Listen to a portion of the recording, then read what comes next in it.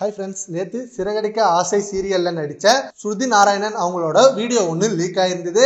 And அது social மீடியாவில் செம ட்ரெண்டிங் ஆனது. தொடர்ந்து அது அவங்க இல்லை, அவங்க ஃபேஸ் மார்ஃபிங் பண்ணியிருக்காங்க அப்படின்னு அவங்க ஃபேன்ஸ் தரப்பிலிருந்து அப்படி ஒரு நியூஸ் வந்தது.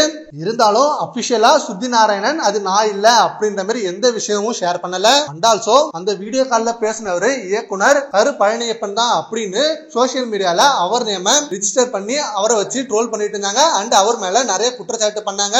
அதை தொடர்ந்து இயக்குனர் கரு பழனியப்பன் தரப்பிலிருந்து இது என்ன அநியாயமா இருக்கு, நான் இல்ல, அது என் வாய்ஸ் மாதிரியா இருக்கு, அண்ட் ஆல்சோ எனக்கும் அவங்களுக்கும் எந்த சம்பந்தமும் இல்ல, அவங்க சின்ன திரை நான் பெரிய திரை, அண்ட் ஆல்சோ எனக்கும் அவங்களுக்கும் எந்த ஒரு சின்ன தொடர்பு கூட இல்ல, அதனால அது நான் இல்ல, என் மேல வீணா குற்றச்சாட்டு பரப்பாதீங்க, நான் என் வழியில தனியா போயிட்டு இருக்கேன், இப்ப நான் படத்துல கூட அவ்வளவு நடிக்கல அப்படின்ற மாதிரி இந்த பதிவு பண்ணதாக சோசியல் மீடியால ஒரு நியூஸ் போயிட்டு இருக்கு. கரு பழனியப்பாவுக்கும் இந்த விஷயத்துக்கும் எந்த சம்பந்தமும் இல்ல அப்படின்னு ஆணித்தரமான உண்மை ஒண்ணு போயிட்டு இருக்கு. அண்ட் அந்த வீடியோல ஸ்ருதி நாராயணனை ரொம்ப மேனிபுலேட் பண்ணி உங்களுக்கு சினிமா வாய்ப்பு வாங்கி தரேன் அப்படின்னு சொல்லி ஏமாத்தி தான் அந்த விஷயத்தையே பண்ண வச்சிருக்காங்க அப்படின்ற மாதிரி இந்த நியூஸை ரொம்ப ஷேர் பண்ணிட்டு இருக்காங்க. இந்த மாதிரி விஷயம் நிறைய இடத்துல நிறைய நடந்துட்டு இருக்கு.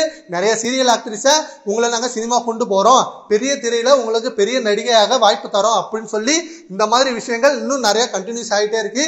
இதுக்கு ஒரு ஃபுல் ஸ்டாப் வைக்கணும் திரைப்பட சங்கம். சரி, ஓகே ஃப்ரெண்ட்ஸ், இந்த விஷயத்துல கரு பழனியப்பாவுக்கு எந்த சம்பந்தமும் இல்ல அப்படின்ற மாதிரி சொல்றாங்க. அதை பத்தி உங்க ஒப்பீனியனை கமெண்ட் பாக்ஸ்ல கமெண்ட் பண்ணுங்க. Thank you friends.